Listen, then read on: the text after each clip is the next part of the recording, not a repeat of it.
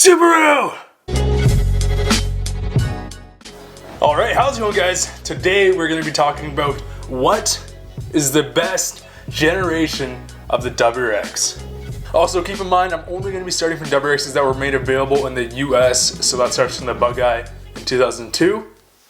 But starting with the Bug Eye WRX, the first arrival into North America in 2002. Then it goes on to 2004, 2005, which was the Blob Eye generation. And then in 2006, 2007, we saw the Hawkeye generation. Then in 2008, we saw a really bad year, which was the Stink Eye, the first installment of the Stink Eye. And then they did change the WRX in 2009 to fix all the problems. And then in 2015, we see the newest generation that we have now, which is great. So starting from the top, we got 1, the Bug Eye, 2, the Blob Eye, 3, the Hawkeye, 4, the Stink Eye, and then 5, the newest generation we have now. When comparing it to other competitors like the Evo, we had the Evo 8, the Evo 9, and then the newest generation, well, that is now discontinued, the Evo 10. Why, Mitsubishi? Why? But we're going to be talking about what is the best generation of the WRX. Straight up, this is going to be my opinion. You guys can have yours, obviously. But my favorite generation of the WRX was the Hawkeye. The Hawkeye, baby. But the Hawkeye has a special place in my heart. Ever since I was playing Xbox when I was a kid, using a Hawkeye in rally games, it was just awesome. Ever since then, I fell in love with the Hawkeye, and I've really wanted one ever since. Which leads me to say the future plans, I might just be scrapping the whole Blob Eye and Civic Si next year, and I just might pick up a super clean Hawkeye. But we'll see. We'll get to that later. But yes, the Hawkeye, my favorite generation of WRX. The last car to have that rally car spirit, but at the same time, it also has the new engine. And man, the thing just looks amazing. The front end, I love the front end. Yeah, it still has the classic body style of the Bug Eye and Blob Eye. Just amazing car. More specifically, for some reason, I really love the Hawkeye hatchback. And if I were to buy a Hawkeye, it might just be a hatchback. But when we're talking about the generations of the WRX, the generations that Subaru provided us, there's kind of one weird common theme.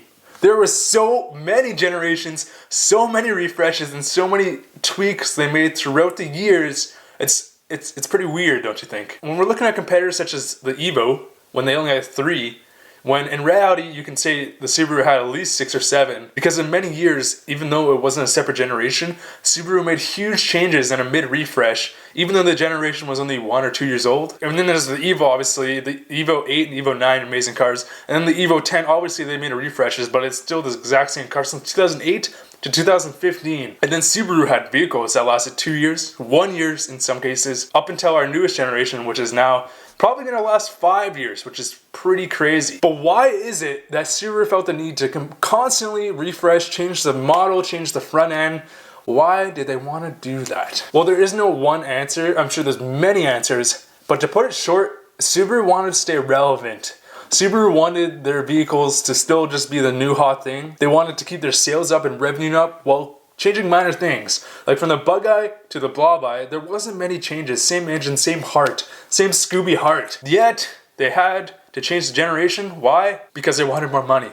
They wanted more of that moolah. If we look back at total units made and total units sold within the WRX world, every generation starts with a boom, starts with a huge boom, and then the next year it falls off flat on its face. In 2002, when the WRX first came to North America, it sold around 35,000 to 40,000 units. And even though the car was still that new hot thing in 2003, it sold less than half. Same story with all the other generations. The Blob Eye comes out, sells amazingly, and then falls flat in its face in 2006. Subaru's like, oh no, what are we gonna do? They come out with the Hawkeye then the next year, sells really well, falls flat on its face. The 2008 model year comes out, sells really bad in the first place because, they really messed up. 2009, it started rising up, falls flat on its face. Subaru, oh no, what are we gonna do? They completely modified the car again, starts selling well again, falls flat on its face. Subaru announces they're gonna come out with a new generation. The Stink Eye starts coming back up. And then only until the newest generation has Subaru had steady sales. But before then, every single generation has sold very well in the first year and just fallen flat on its face the second year. And when we're talking about generations, like not many companies have as many generations, as many refreshes as Subaru. The Bug Eye was the newest thing in North America. It was the first installment of the EJ205 Turbo into a WRX body. And everybody was super excited, but yet for some reason it still falls flat on its face. And in 2005 or 2004, when they came out with the Blob Eye, they didn't change much. They just basically changed the front end, new headlights. The taillights, They changed the taillights, but it's basically the exact same body. They changed some of the interior bits like the seats, and that's it. And yet the sales numbers rise, had a very, very significant increase in sales. Same for the Hawkeye, they didn't change very much. I mean, actually, that's a lie. For the Hawkeye generation, they did change it from a 2 liter to 2.5 liter. But other than that, they didn't change much. Still the same body, they just changed the front end, changed the seats. Sales went up, sales flopped. So the Stink Eye generation is a little bit weird, because even though it was only one generation that ran from 2008 to 2014, it basically has 3 different generations within it. So for obviously the first generation of the Stink Eye was the 2008 model, which was a complete flop. Subaru really messed up on that model. We'll get into that in another video, but they basically really messed up. They just were not innovative. They ruined the Subaru like heart and soul, and they made a completely bland car. It's still a good car, but in terms of Subaru quality, it's at the very bottom. In 2009, they had to fix it. I would call this like the second generation of the Stink Eye. They completely fixed all the mistakes, and it's basically a brand new car. And in 2011, they completely changed the body again. So what would count as a new generation before, like in the Bug Eye, Blob Eye years, was just a new refresh.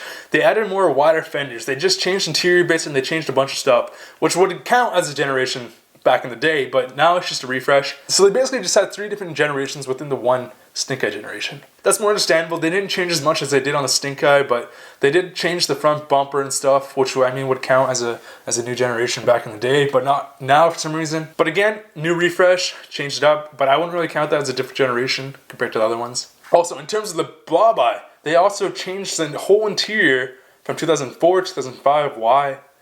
I don't know, but they did it.